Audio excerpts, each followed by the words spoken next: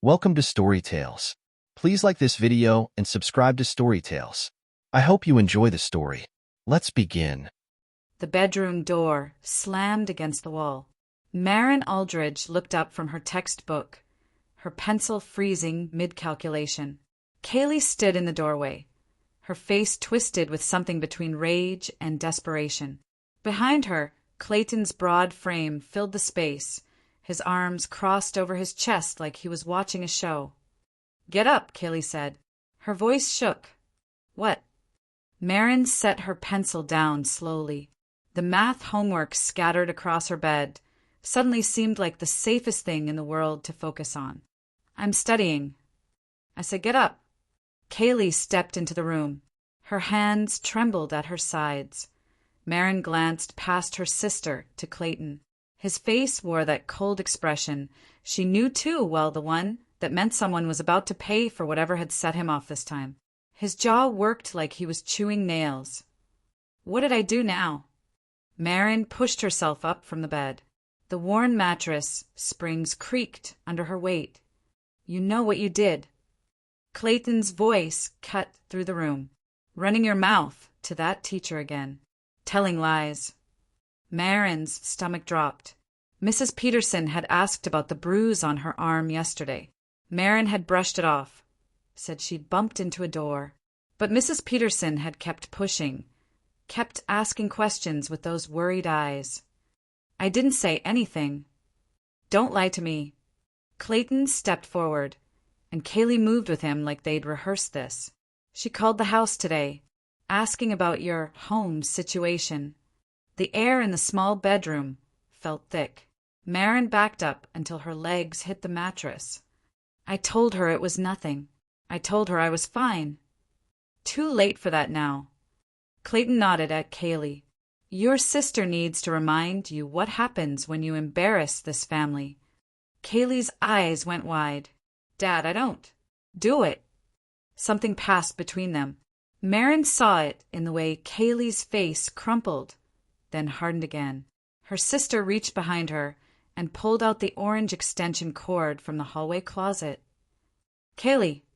Maren's voice came out smaller than she wanted. "Don't." "I'm sorry." Kaylee's whisper was barely audible. She stepped closer, the cord held loose in her hands like she didn't know what to do with it. "Do it right, or you'll take her place." Clayton's voice didn't change tone. He could have been asking about the weather. Kaylee lunged forward. The cord wrapped around Maren's throat before she could react. The rough plastic bit into her skin as Kaylee pulled tight. "Stop." Maren clawed at the cord at her sister's hands. The room tilted sideways. Her lungs burned. "Stop fighting back, Maren." Clayton's voice came from somewhere far away. "You brought this on yourself." The edges of her vision went dark. Kaylee's face swam above her, tears streaming down her cheeks, but her hands didn't loosen their grip. Maren dug her fingernails into her sister's wrists, drawing blood. She kicked out, catching Kaylee in the stomach. Kaylee gasped and stumbled backward. The cord loosened just enough. Maren twisted free and fell to her knees, gasping. Her throat felt like she'd swallowed glass.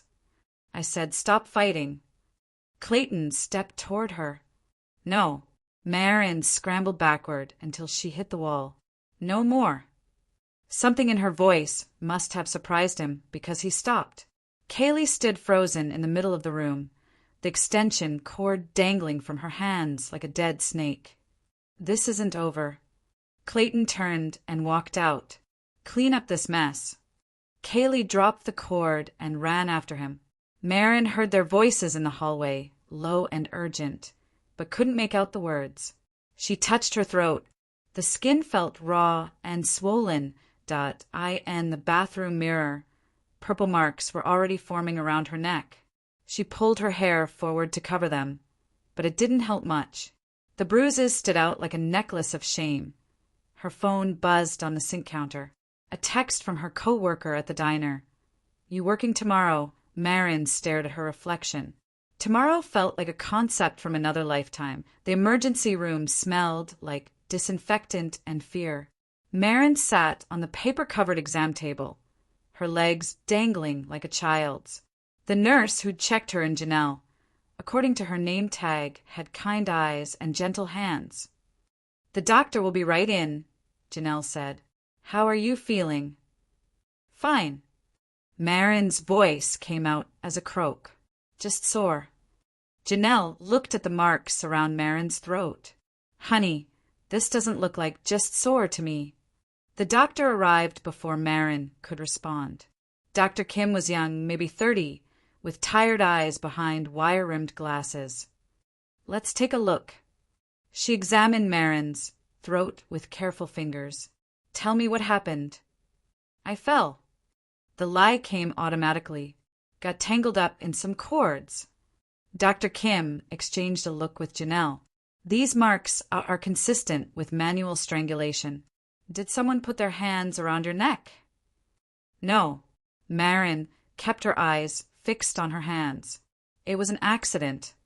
I'm going to order some x-rays just to be safe.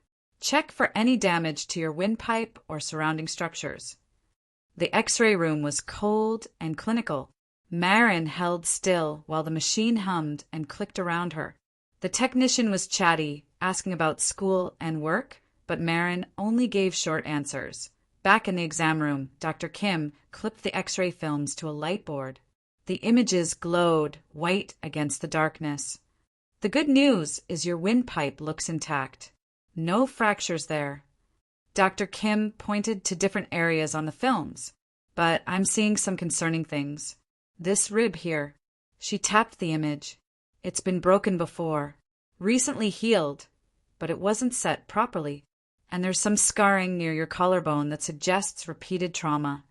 Marin stared at the ghostly images of her own bones. They looked fragile, like bird bones. "Have you been hurt before?" Dr. Kim's voice was gentle but persistent. "These injuries didn't happen today. I'm clumsy." Marin pulled her hospital gown tighter around her shoulders. "I fall a lot." Janelle stepped closer. "Marin, can I ask you something? Do you feel safe at home?" The question hung in the air between them. Marin thought about Clayton's face in the doorway, watching as Kaylee wrapped the cord around her throat, about the way he'd told her to stop fighting back. "I'm fine," she said. "That's not what I asked." Janelle pulled up a chair and sat down so they were eye level.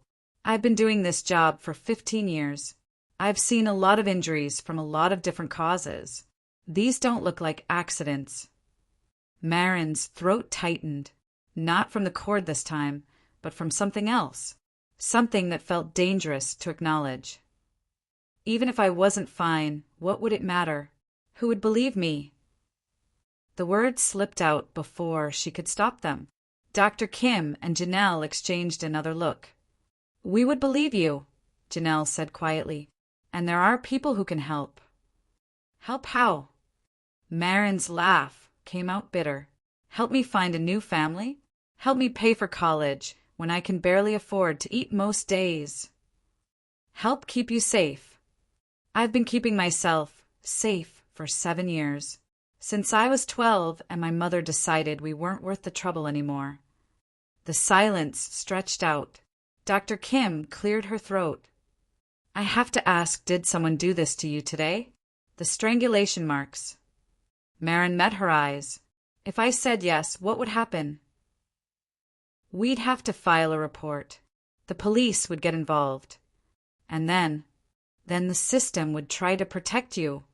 Marin thought about the system, about the caseworkers who'd visited after Renee left, asking polite questions while Clayton stood behind them with that dangerous smile, about the teacher who'd reported her bruises freshman year, only to back down when Clayton showed up at school in his National Guard uniform, all respectful charm and reasonable explanations.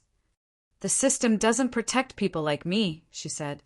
"It protects people like him." Dr. Kim finished her notes. "I'm required to document what I see here. The hospital will file a report. Do what you have to do." Marin slid off the exam table. "Can I go now?" Janelle handed her a small card. "That's my number. If you ever need someone to talk to, day or night. Marin took the card, but didn't look at it. Thanks. Outside the hospital, the night air felt thin and sharp. Marin's car, a 15-year-old Honda with more rust than paint, coughed to life on the third try. She drove the familiar streets back to the house on Elm Street, where every window glowed yellow against the darkness. Clayton's truck sat in the driveway like a warning. The house felt different when she walked in. Smaller somehow. Clayton sat in his recliner, a beer balanced on the armrest, watching some war movie on television. He didn't look up when she came in. Well, his voice carried over the sound of explosions. They said I was fine. Good. He took a sip of beer. Expensive way to learn a lesson. Marin started toward the stairs, but his voice stopped her. The hospital called while you were gone. Said they had to file some kind of report. He turned to look at her then, and his eyes were flat and cold. You tell them anything interesting? I told them I fell. Smart girl. He turned back to the television. Because if you'd said anything else, if you'd caused problems for this family, I'd have to explain to them how you like to hurt yourself. How you've been doing it for years. How worried I've been about your mental state since your mother abandoned us. The words hit her like physical blows. He'd used that story before when she was younger, when the bruises were harder to hide. Poor single father, struggling to raise a disturbed teenager who hurt herself for attention. I understand. I hope so. Because next time, Kaylee won't be so gentle. Marin climbed the stairs on shaking legs. At the top, Kaylee's door was closed, but light seeped out from underneath. Marin paused outside, listening. She could hear movement inside, soft sounds that might have been crying. She raised her hand to knock, then stopped. What would she say? What was left to say in her own room? Marin looked at the math homework, still scattered across her bed. The equations looked foreign now, like a language she'd forgotten how to speak. She swept the papers onto the floor and lay down fully clothed. The ceiling had a water stain that looked like a map of some unknown country. Marin had been staring at it for years, wondering what it would be like to live there instead of here. Tonight it just looked like damage. Her phone buzzed. A text from an unknown number. This is Janelle from the ER. Just checking to see how you're doing. Marin stared at the message for a long time. Then she deleted it without responding. But she didn't delete the number. The next morning, Marin woke to the sound of Clayton's truck starting up outside. She'd slept in her clothes, and they were twisted around her body like ropes. The bruises on her throat had darkened overnight, a collar of purple and black. I in the kitchen. Kaylee stood at the stove making scrambled eggs. Her back was rigid, her movements mechanical. She didn't turn around when Marin came in. There's coffee, Kaylee said to the stove. Marin poured herself a cup. The coffee was bitter and strong, the way Clayton liked it. Is he gone? Job site. Won't be back until 6. They stood in silence. The eggs sizzled in the pan. Outside, a lawnmower started up somewhere down the street. I didn't want to, Kaylee said suddenly. Her voice was barely above a whisper. Marin set down her coffee cup harder than she meant to. But you did. He said if I didn't, he'd. Kaylee's voice broke. You don't know what it's like trying to keep him happy. Walking on eggshells every single day. I live here too, Kaylee. I know exactly what it's like. Kaylee finally turned around. Her eyes were red-rimmed and swollen. It's different for you. You fight back. You don't care what he thinks. You think I don't care. Marin laughed, but there was no humor in it. You think I like getting beat down every day? Like I enjoy being the family disappointment. At least you're yourself. At least you don't have to pretend to be someone else just to survive. Survive. Marin gestured at her throat. This is what survival looks like to you. Kaylee's face crumpled. I was so scared. When he told me to do it, I couldn't think. I just wanted it to be over. It won't be over. Not for me. Not ever. Marin headed for the door. Thanks for the coffee. Marin, wait. But Marin was already gone, out into the morning air that tasted like freedom and regret in equal measure. Hey, tea the diner. Marin's coworker Beth took one look at her and pulled her into the walk-in cooler. What the hell happened to your neck? Marin had covered the bruises with makeup and a high-collared shirt, but Beth had sharp eyes. It's nothing. That's not nothing. That's someone trying to kill you. The words hung between them in the cold air. Marin could see her breath when she spoke. It's handled.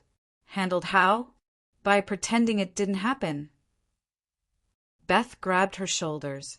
Honey, I've been where you are. I know what this looks like. You don't know anything about my situation. I know enough. I know that whoever did this to you is going to do it again. And next time you might not be so lucky. Marin pulled away. I need to work. I need the money. What you need is to get away from whoever did this. And go where? Do what? Marin's voice rose. I'm 19 years old with a high school diploma and $200 in the bank. Where exactly do you suggest I go? Beth was quiet for a moment. There are places, shelters, programs. For women with kids, maybe. For women with options. Not for someone like me. They went back to work, but Beth kept watching her throughout the shift. During the lunch rush, when the diner was packed and loud, she slipped Marin a folded piece of paper. Inside was a phone number and an address. Women's Resource Center, it said. 24-hour hotline. Marin tucked the paper into her apron pocket, but she didn't throw it away. The end of her shift. She sat in her car in the diner parking lot, watching the sun set behind the grain silos. Her phone buzzed with another text from Janelle. How are you today? Any pain? This time Marin wrote back. Throat hurts. Everything else is fine. Janelle's response came quickly. Physical pain or something else? Marin stared at the question. Such a simple thing. But it felt like someone had asked her to explain quantum physics. Both she typed, then deleted it. Physical. She sent instead. If you need to talk, I'm here. No judgment. Marin turned off her phone and drove home to the house where Clayton's truck waited in the driveway like a predator. Dinner was a silent affair. Clayton had brought home Chinese takeout, and they ate from paper cartons while the television played in the background. Marin kept her eyes on her food, but she could feel him watching her. You work today? He asked finally. Yes. Good. About time you started pulling your weight around here. Marin took another bite of lo mein. It tasted like cardboard. Your sister's been helping me fix the back fence, showing some responsibility. He looked at Kaylee, who managed a weak smile. Maybe you could learn something from her. I work 30 hours a week and pay rent. You pay what I tell you to pay, and you'll do it with a better attitude, or you'll find somewhere else to live. The threat was familiar, but tonight it felt different. Tonight, Marin found herself wondering what it would actually be like to find somewhere else to live. I understand. Do you? Clayton set down his fork. Because yesterday you seemed to think you could run to outsiders with our private business. Today you're acting like you're the victim here. I didn't run to anyone. The hospital didn't x-ray you for fun, Marin. Someone asked questions, and you gave them answers. I told them I fell. After they'd already seen what they needed to see. Clayton's voice grew colder. After you'd already damaged this family's reputation. Kaylee shifted uncomfortably in her chair. Dad, maybe we should just... What? Forget it happened. Clayton turned his attention to her. Your sister nearly got us all investigated today. You think that's something we can just forget? The report was just routine, Marin said. They have to file them for any injury like this.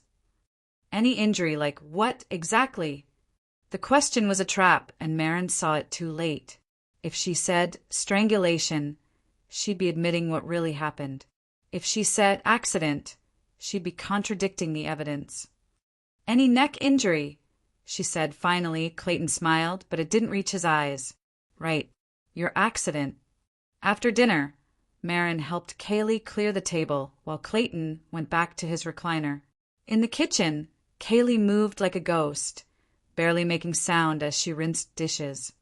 He's planning something, she whispered when the water was running. He's been making phone calls all day. What kind of calls? I don't know, but he kept saying your name. Marin felt something cold settle in her stomach. What else? He called someone at the school, and someone at the police station, that guy he knows from when he was in the guard. Marin dried a plate with mechanical precision. Clayton had connections everywhere, people who owed him favors or remembered him from his army days. People who'd take his word over a troubled teenager's. Kaylee, she kept her voice low. If something happens to me, nothing's going to happen. If something happens, you need to remember that I never hurt myself. Whatever story he tells, whatever evidence he shows, I never hurt myself. Kaylee's hands stilled under the running water. What are you talking about? Just remember. That night, Marin lay awake, listening to the house settle around her. Footsteps in the hallway, the murmur of voices, the sound of Clayton's door closing. She got up and checked her bedroom door. No lock, of course. Clayton had removed all the locks years ago, claiming they were a safety hazard. She pushed her dresser in front of the door, then felt foolish. What was she preparing for? At 2 a.m, her phone buzzed with a text from Janelle. Can't sleep. Sometimes talking helps. If you're awake. Marin stared at the message for a long time. Then she wrote back, what if telling the truth makes everything worse? Sometimes it does short term. But secrets eat you alive. What if the truth doesn't matter? What if no one believes it? Someone will. It might not be the first person, or the second, but someone will. Marin turned off the phone without responding. But the conversation stayed with her as she drifted toward an uneasy sleep. She dreamed of extension cords that turned into snakes, and woke with the taste of fear in her mouth. The phone call came 3 days later, while Marin was getting ready for work. She heard Clayton answer in the kitchen, his voice shifting from casual to sharp attention. Officer Martinez? Yeah, this is Clayton Aldridge. A pause. What kind of questions? Marin froze in the hallway, her hand on the banister. Through the kitchen doorway, she could see Clayton's back rigid with tension. I see. And when would this be? Another pause. Of course. We'll cooperate fully. When he hung up, the silence stretched through the house like a held breath. Marin started to back up the stairs, but his voice stopped her. Marin. Kitchen. Now. She found him sitting at the table, his hands folded in front of him like he was in a business meeting. Kaylee stood by the coffee pot, her face pale. The police want to talk to us. All of us. Clayton's voice was controlled, but Marin could see the muscle jumping in his jaw. Seems the hospital report raised some concerns. What kind of concerns? The kind that happen when people tell stories. He looked directly at her. The question is, what story are we going to tell? Kaylee set her coffee cup down with shaking hands. Dad, I think maybe we should just tell them what happened. What happened, Clayton said slowly, is that you two got into a fight. Marin attacked you first, and you defended yourself. Unfortunately, she got tangled up in that extension cord during the struggle. That's not. Marin started. That's exactly what happened. And if anyone says different, they're lying. Clayton stood up, and suddenly the kitchen felt much smaller. Because if the police get the wrong idea about this family, if they think we've got problems we can't handle, they might decide someone needs to be separated from the family. Maybe sent somewhere for their own protection. The threat was clear. Marin had seen what happened to kids who got pulled into the system, bounced between foster homes, aged out at 18 with nothing. At least here, she had a roof over her head and a job. I understand. Good. Because your sister's future depends on this too. She's got college applications pending. A criminal record would ruin all of that. Kaylee's face went white. Criminal record? Assault charges. That's what they'd call it if someone decided to press charges. Clayton sat back down, calm again. But that won't happen because we're going to handle this as a family.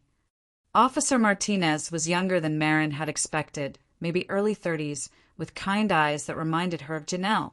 She interviewed them, separately Clayton first, then Kaylee, then Marin. The living room had never felt so formal. Martinez sat on the couch while Marin took the chair across from her, acutely aware of Clayton in the kitchen pretending to read a newspaper. "I want you to know that anything you tell me stays between us," Martinez said. "Your father doesn't have to be present for this conversation. I'm fine with him there." Martinez glanced toward the kitchen. "Are you sure? Sometimes it's easier to talk privately. We don't have secrets in this family." "Okay." Martinez opened her notepad. "Can you tell me what happened 3 nights ago? The incident that sent you to the hospital?" Marin had rehearsed this. "My sister and I got into an argument. She was upset about something, and I said something that made it worse. She came at me and I defended myself, but I tripped and got tangled up in an extension cord that was lying around. The extension cord ended up around her neck. I fell backwards into it. It got twisted around me." Martinez made notes. "The medical report shows bruising consistent with manual strangulation. Are you sure no one put their hands around your throat?" "I'm sure." "What about the other injuries the X-rays showed? The old rib fracture, the scarring near your collarbone?" "I'm clumsy. Always have been. I play sports at school, and I work at a diner where I'm always bumping into things." These injuries showed signs of repeated trauma over time. That's not typical of sports injuries or workplace accidents. Marin kept her voice steady. "I bruise easy, and I don't always go to the doctor when I get hurt." Martinez studied her for a long moment. "Marin, if someone in your life is hurting you, there are ways to get help. Ways that don't involve disrupting your entire life." "No one's hurting me." "What about your sister? Is someone hurting her?" The question caught Marin off guard. She glanced toward the kitchen, where Clayton's newspaper rustled. "My sister's fine." Because when I spoke with her, she seemed very anxious, kept looking toward the kitchen, like she was worried about saying the wrong thing. "She's just shy around strangers." Martinez closed her notepad. "Okay, I think that's all for now." She handed Marin a card. "If you ever want to talk, or if your situation changes, please call me." Marin took the card but didn't look at it. "Thanks."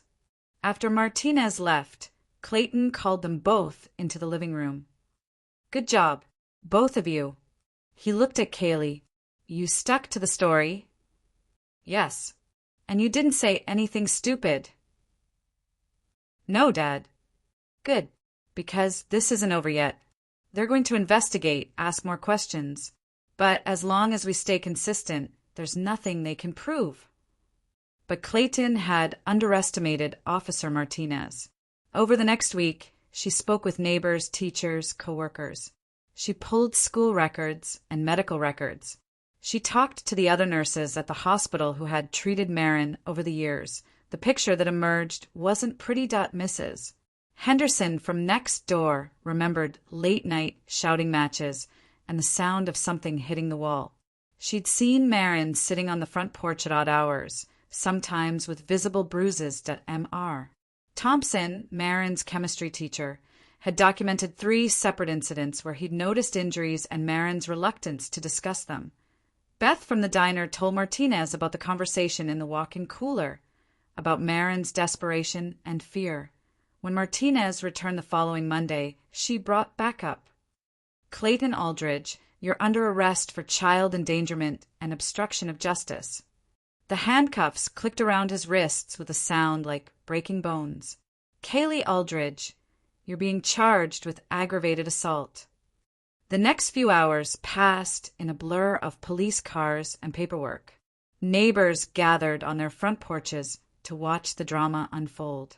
Maren sat on the front steps, watching her family disintegrate in real time. Kaylee was released on her own recognizance after processing, but Clayton was held pending a bail hearing. The house felt enormous and empty when they returned, like a museum of their former life. "What happens now?" Kaylee asked. She sat curled up on the couch, looking younger than her 21 years. "I don't know. The lawyer Dad called. He says, if I plead guilty, I might get probation. But if I go to trial, you might go to jail." "Yeah." Kaylee's voice was barely a whisper. "He says it depends on whether you testify against me." Maren looked at her sister, really looked at her. Kaylee had always been small, but now she seemed to have shrunk into herself. Her hands shook constantly, and she jumped at every sound. "Are you going to?" Kaylee asked. "Testify. Tell them the truth." Maren considered lying, offering false comfort. But they'd had enough lies. "If they ask me what happened, I'm going to tell them what happened." Kaylee started crying then, quiet tears that she wiped away with the back of her hand. "I'm sorry. I'm so sorry, Maren. I know that doesn't change anything, but I need you to know."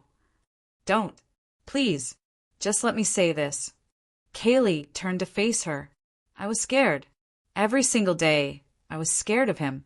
And I thought if I could just be good enough, if I could just do what he wanted, maybe he'd leave us alone. He never left us alone. I know that now, but for so long I thought I could protect us both by being perfect, by never giving him a reason to get angry.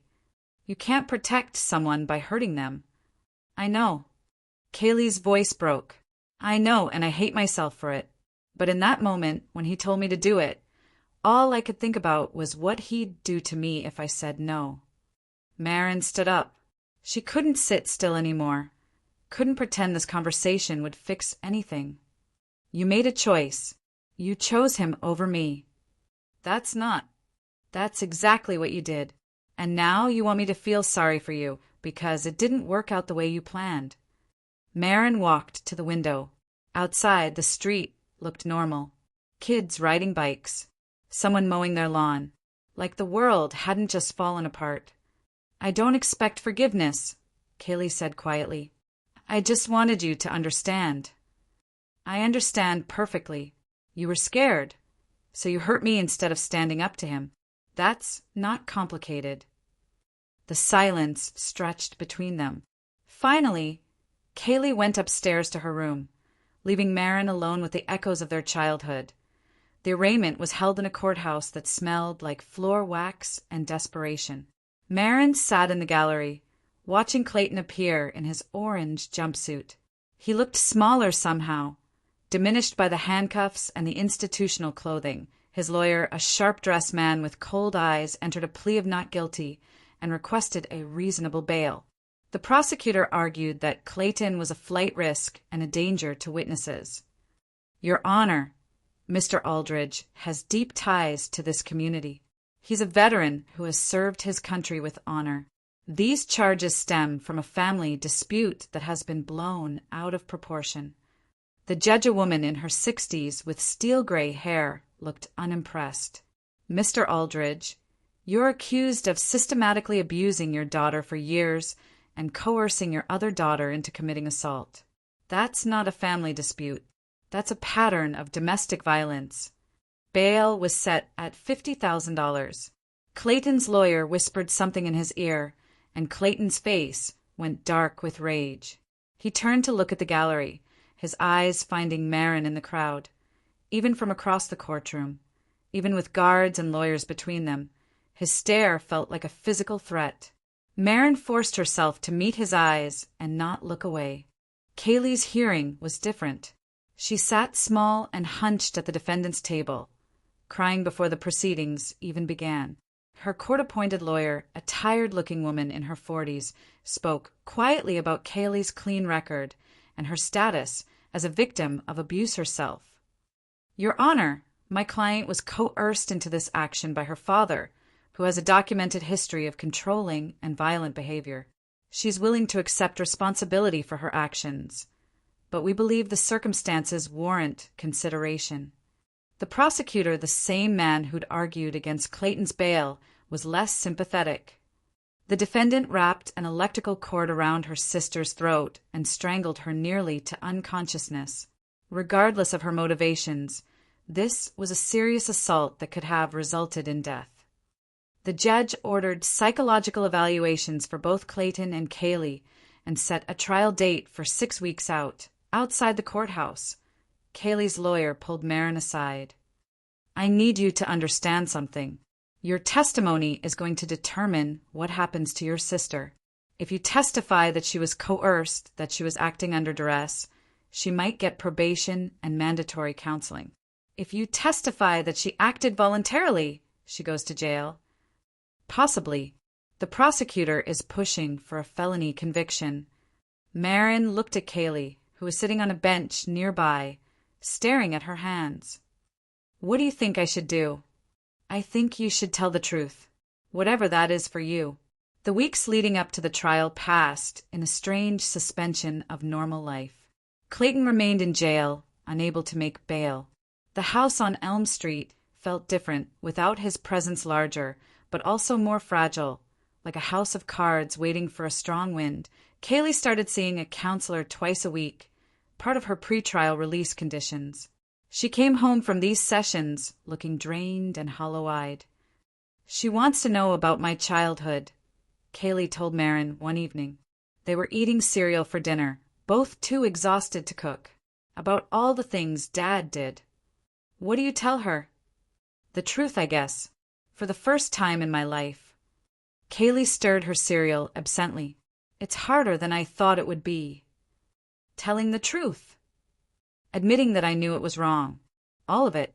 The hitting, the screaming, the way he made us afraid to exist in our own house." Kaylee's voice got smaller.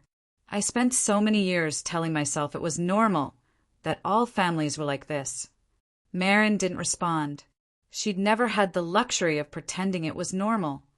"The counselor says I have something called complex trauma, from growing up in an abusive household."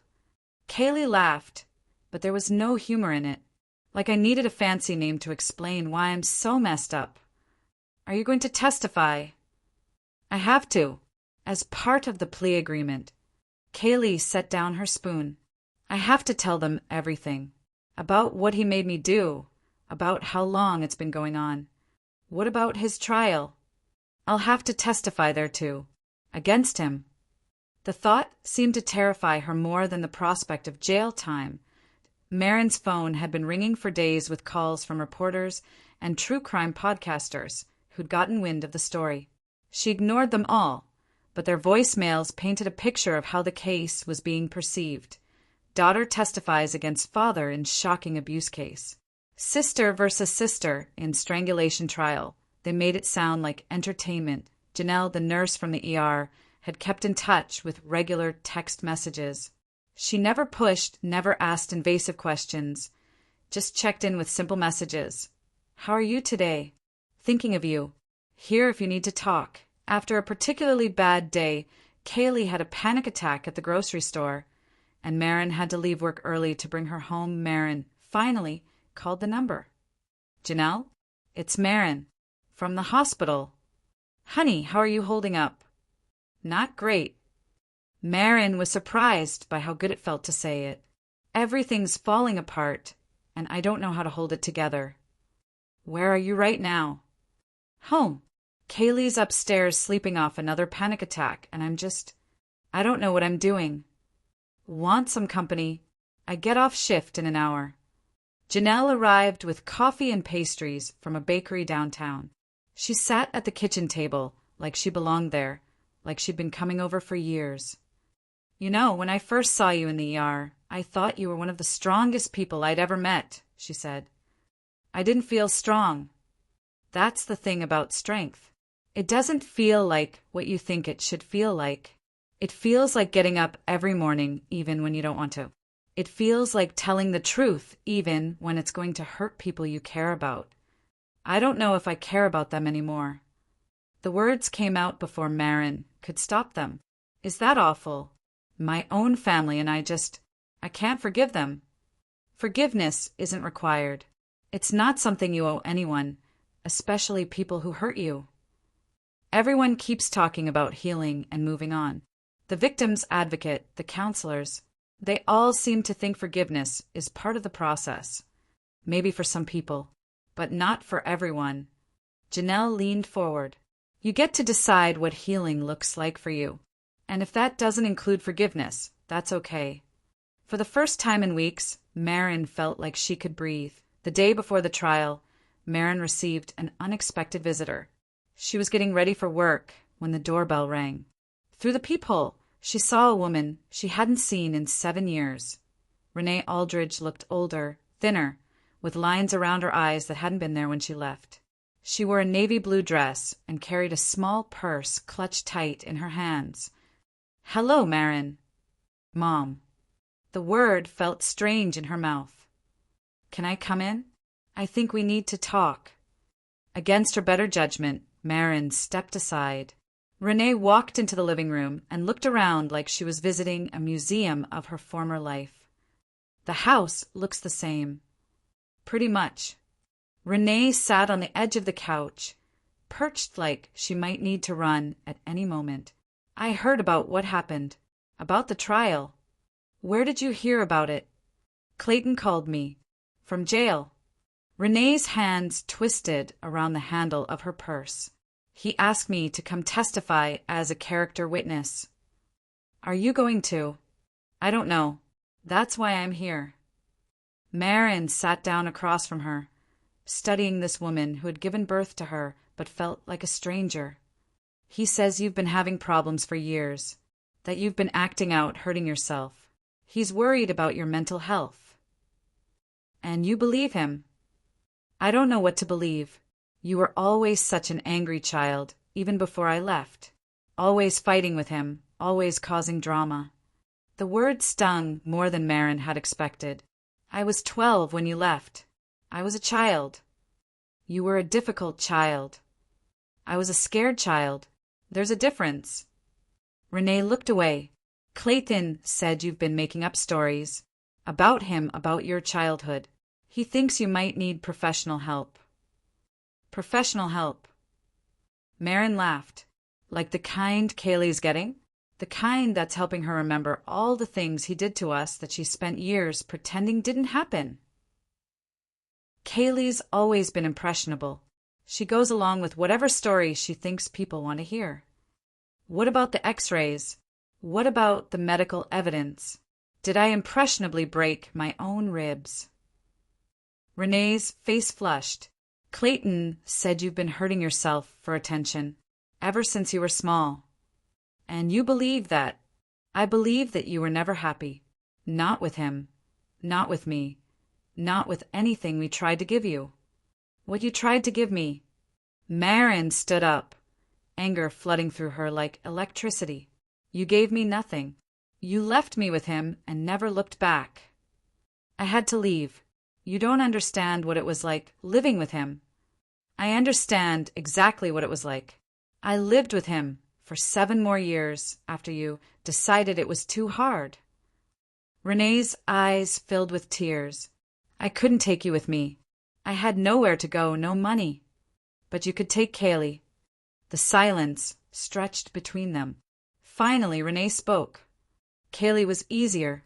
She didn't fight all the time. She was his favorite. Just say it. That's not. It's exactly what it was.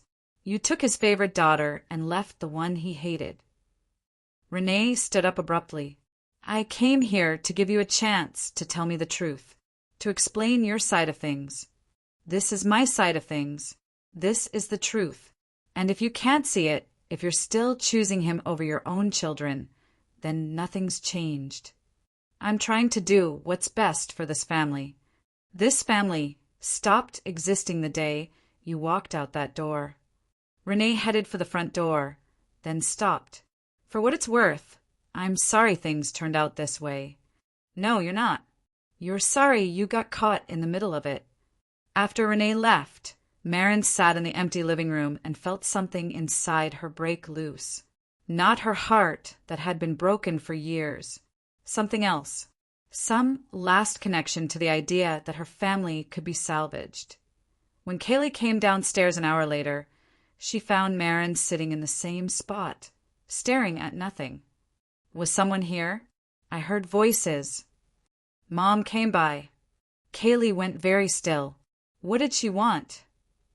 To decide whether she's going to testify for Clayton or against him.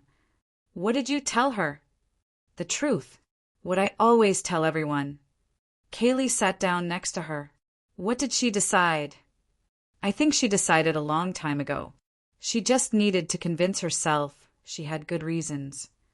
They sat in silence as the afternoon light faded outside the windows. Tomorrow everything would change.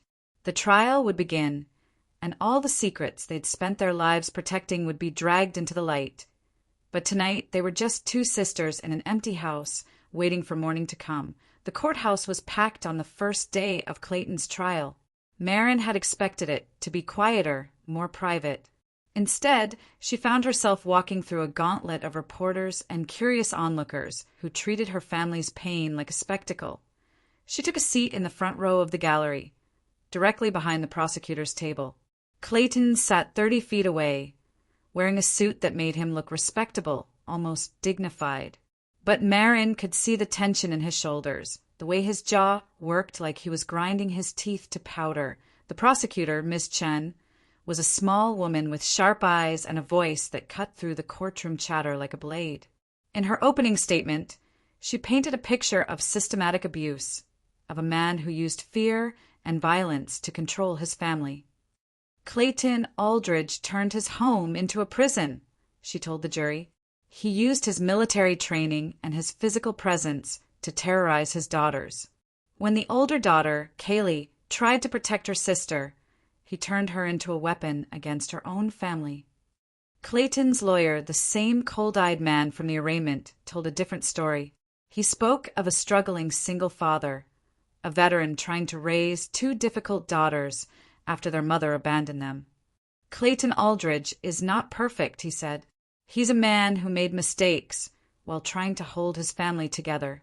But the prosecution would have you believe that normal parental discipline constitutes abuse, that a father's attempt to maintain order in his home makes him a criminal. When the prosecutor called her first witness, Marin wasn't surprised to see Officer Martinez walk to the stand. Martinez testified about the hospital report, about the interviews she'd conducted, about the pattern of injuries she'd discovered. In my 15 years of law enforcement, Martinez said, I've seen many cases of domestic violence. The Aldridge household showed all the classic signs: isolated victims, injuries explained away as accidents, a family culture of secrecy and fear. Clayton's lawyer tried to undermine her testimony, suggesting she was biased against military veterans, that she'd rushed to judgment based on limited evidence. But Martinez held her ground. The evidence speaks for itself. Two teenage girls, both showing signs of repeated trauma. A father who coached them on what to say to investigators. That's not a family in crisis, that's a family under siege. The second day brought medical testimony. Dr. Kim from the emergency room took the stand and methodically went through Marin's x-rays, explaining each fracture and contusion with clinical precision. The patient showed evidence of at least 6 separate episodes of significant trauma over a period of several years, she testified. The pattern and placement of these injuries are not consistent with normal teenage activities or accidental falls. When Clayton's lawyer cross-examined her, he focused on the fact that Marin had never reported abuse during any of her medical visits. If these injuries were the result of ongoing abuse, wouldn't you expect the patient to seek help? To confide in medical professionals? Not necessarily. Victims of domestic abuse often feel trapped, especially minors who are dependent on their abusers for housing and financial support. Many victims are also coached by their abusers to provide alternative explanations for their injuries. But you have no direct evidence that Mr. Aldridge caused any of these injuries, do you? I have evidence that someone caused them, repeatedly, over time. On the third day, Kaylee took the stand. Marin had seen her sister preparing for this moment for weeks, practicing with the prosecutor, working with her counselor to find the words for things she'd never spoken aloud. But watching Kaylee walk to the witness stand, Marin could see she was barely holding herself together. The prosecutor started gently, asking about Kaylee's childhood, about the family dynamics in the Aldridge household. My father ran the house like a military operation, Kaylee said, her voice barely above a whisper. Everything had to be done his way, on his schedule. If something wasn't right, if we made a mistake, he'd get angry. What happened when he got angry? Kaylee's hands shook as she described years of beatings, of verbal abuse, of living in constant fear of setting him off. She talked about the way he'd pit her and Marin against each other, rewarding one and punishing the other to maintain control.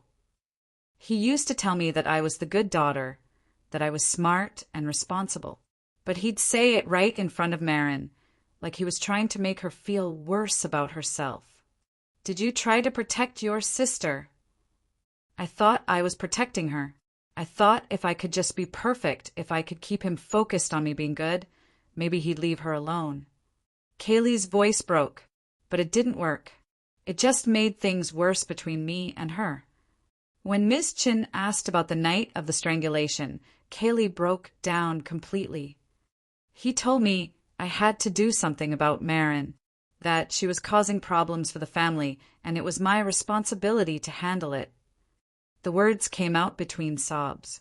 I told him I didn't want to hurt her, but he said if I didn't do it, he'd make sure I lost everything, my college applications, my job, everything I'd worked for. What exactly did he tell you to do? He said I needed to teach her a lesson. He gave me the extension cord and told me to wrap it around her neck, to scare her. Did you want to hurt your sister? No, never. But I was so scared of him, and I thought if I did what he said, it would be over. I thought he'd leave us both alone after that. During cross-examination, Clayton's lawyer tried to suggest that Kaylee was lying to avoid responsibility for her own actions. Isn't it true, Miss Aldridge, that you were angry with your sister that night? That you'd been fighting about money she owed you? We weren't fighting about money. Isn't it true that you've always resented your sister's relationship with your father? That you were jealous of the attention he gave her? Kaylee looked confused. Attention? He hit her. He screamed at her. He made her life hell. But he focused on her, didn't he? While you were ignored. I wasn't ignored. I was trying to be invisible. There's a difference. When Marin's name was called, the courtroom fell silent.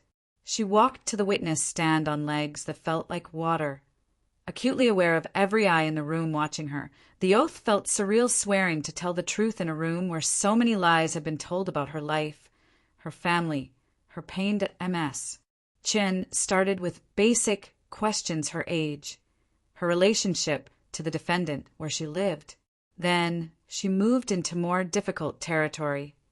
Marin, I want you to tell the jury about your father's behavior toward you growing up. Marin looked at the jury, 12 faces of varying ages and backgrounds, all watching her with expressions of careful attention. He hit me, a lot, starting when I was maybe 8 or 9. Her voice came out stronger than she'd expected. Usually when I did something he thought was wrong, talked back, got a bad grade, stayed out too late. But sometimes just because he was angry about something else. Did you ever report this abuse to anyone? I tried. When I was in middle school, a teacher noticed bruises and asked about them. But when she called home, my father explained that I was going through a difficult phase, that I was acting out because my mother had left. He was very convincing. What happened after that? The teacher stopped asking questions, and my father made it clear that if I ever embarrassed the family like that again, things would get much worse for me. Ms. Chin walked her through years of abuse, the broken ribs, the split lips, the constant atmosphere of fear and control. Marin spoke in a flat, factual tone, like she was reading from a textbook. On the night you were strangled, can you describe what happened? Marin looked directly at Clayton for the first time since entering the courtroom. His face was a mask of controlled fury. My sister came into my room. She looked scared and upset. My father was standing behind her in the doorway. Marin's voice never wavered. She had an extension cord in her hands. She wrapped it around my neck and pulled it tight. Did your sister say anything? She said she was sorry, but she didn't stop. What did your father do? He watched. When I tried to fight back, tried to get the cord loose, he told me to stop fighting. He said I'd brought it on myself. Were you afraid you were going to die? Yes. The simple word carried more weight than any dramatic speech could have. During cross-examination, Clayton's lawyer tried every angle suggesting Marin was lying for attention, that she'd misunderstood her father's discipline, that she was an unreliable witness due to her own behavioral problems. Isn't it true, Miss Aldridge, that you have a history of defying authority, of causing problems at home and at school? I caused problems by existing, by not being the daughter he wanted. Isn't it true that you've always resented your father's authority, that you've made up these stories to get revenge? I haven't made up anything. But you admit you hated your father. Marin considered the question. I was afraid of him. There's a difference. That's not what I asked. Yes, I hated him. I hated what he did to me, what he did to my sister, what he turned our house into. Marin's voice grew stronger, but that doesn't make any of it less true. The biggest shock came on the fourth day of testimony. Ms. Chin announced that Renee Aldridge had agreed to testify not as a character witness for Clayton, but for the prosecution. Marin watched her mother walk to the witness stand wearing the same navy dress she'd worn to the house. Renee looked older under the courtroom lights, more fragile. Mrs. Aldridge, you were married to the defendant for 15 years. Is that correct? Yes. Can you describe his behavior during your marriage? Renee's testimony was halting, reluctant. She described a man who was controlling and violent, who used fear to dominate everyone in his household. He had rules for everything, how the house should be cleaned, what we could watch on television, what time everyone had to be home. If any of us broke a rule, even accidentally, he'd explode. Did he ever physically abuse you? Yes, especially toward the end of our marriage. What about the children? Did you ever see him abuse Marin or Kaylee? Renee was quiet for a long moment. Yes, he hit them, both of them, but Marin more often. Why did you leave the marriage? I couldn't take it anymore. I was afraid he was going to seriously hurt me or one of the children. Why didn't you take your daughters with you? The question that had haunted Marin for 7 years hung in the air of the courtroom. I should have, Renee whispered. I know I should have, but I was scared and I had nowhere to go, no money. I told myself they'd be safer without me there to set him off. Do you regret that decision now? Every day. During cross-examination, Clayton's lawyer attacked Renee's credibility, pointing out that she'd been willing to testify for Clayton just days earlier. Isn't it true that you initially contacted the defense to offer support for Mr. Aldridge? Yes. What changed your mind? I talked to my daughter. I saw what my choices had cost her. Isn't it possible that you're lying now to ease your own guilt about abandoning your children? I abandoned them to save myself. That's the truth. But that doesn't change what he did to them after I left. The closing arguments lasted most of a day. Clayton's lawyer painted a picture of a flawed but loving father, overwhelmed by the responsibility of raising 2 difficult teenagers alone. Clayton Aldridge made mistakes, he told the jury, but being an imperfect parent is not a crime. The prosecution would have you criminalize normal family discipline, normal parental authority. Ms. Chen's closing was devastating in its simplicity. This case is not about imperfect parenting. It's about systematic abuse. It's about a man who used violence and fear to control his family. The evidence is overwhelming: medical records, police reports, witness testimony. Clayton Aldridge turned his home into a battlefield and his children into casualties. The jury deliberated for 6 hours. When they returned, the foreman stood and read the verdict in a steady voice. On the count of child endangerment, we find the defendant guilty. On the count of obstruction of justice, we find the defendant guilty. Marin felt something she hadn't experienced in years. Relief. Not joy, not satisfaction. Just a profound sense that the truth had finally been spoken, and believed that Clayton's face went white, then red with rage. He said something to his lawyer, then turned to stare at Marin. Even with the guilty verdict, even facing prison time, his expression promised retribution. But for the first time in her life, Marin stared back without flinching. Sentencing came 2 weeks later.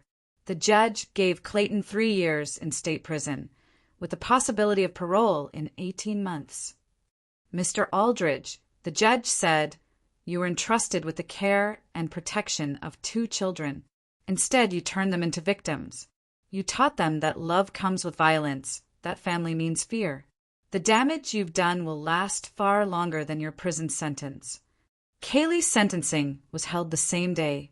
True to the prosecutor's word, she received 5 years probation and mandatory counseling.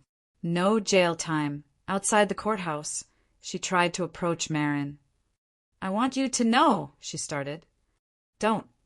Marin's voice was flat. Just don't. I'm sorry. I know that doesn't fix anything, but I need you to know. I know you're sorry. I know you regret it.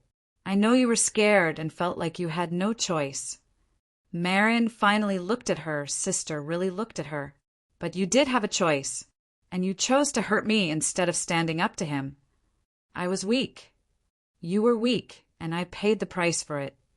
Kaylee's face crumpled. What do I do now? How do I live with this? I don't know. That's not my problem anymore. Renee tried one more time, approaching Marin outside the courthouse steps. I want to make this right, she said, tears streaming down her face. I want to be part of your life again. You had 7 years to be part of my life. You chose not to be. I was scared. I didn't know what else to do. You knew. You just chose yourself over your children. Marin's voice was calm, matter of fact. And that's fine. That's your choice to make. But don't ask me to pretend it doesn't matter. Please, you're my daughter. No, I'm someone you gave birth to. There's a difference. Marin walked away, leaving Renee standing alone on the courthouse steps. The months after the trial passed in a strange kind of peace. Clayton was in prison, Kaylee was in counseling, and Marin was finally alone in the house on Elm Street. She kept working at the diner, saving money. She applied for community college courses and scholarships. Slowly, carefully, she began building a life that belonged to her.